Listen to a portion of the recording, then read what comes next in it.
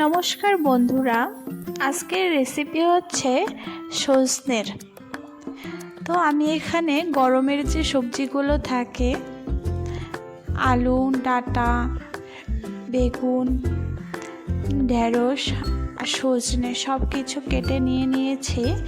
এখন কড়াই বসিয়ে দিয়েছি, কড়াই গরম হয়ে গেছে, তেলও দিয়ে দিয়েছি। তেলও আমার গরম হয়ে গেছে, তাই ফোড়নে একটু কালো জিরে দিয়ে আলুগুলো প্রথমে আমি একটু ভেজে নিচ্ছি, বেশি না, হালকা একটু ভেজে নিচ্ছি। এরপর আমি যে সবজিগুলো কেটে রেখেছিলাম সব এক এক করে দিয়ে একটু ভেজে নেব।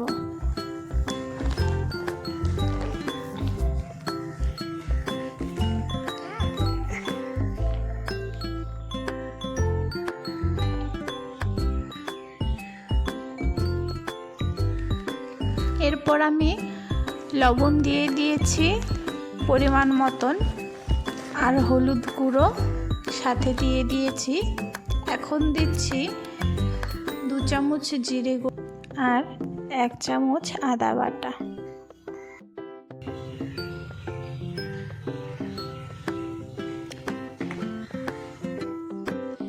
এখন আমি লঙ্কা বাটা না দিয়ে লঙ্কা একটু চিড়ে দিব।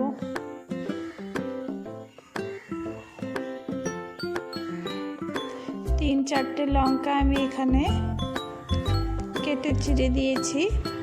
এরপর একটু নেড়ে চেড়ে আবার ঢেকে দিব। এভাবে আস্তে আস্তে কষাতে থাকবো সবজিগুলোকে।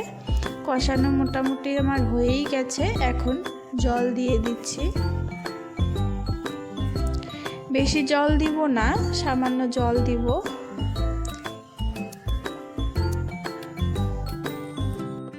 নামানোর আগে আমি এখানে সাদা জিরের গুঁড়ো ভাজা 1 চামচ দিয়ে আমি এখন নামিয়ে নিচ্ছি তরকারি।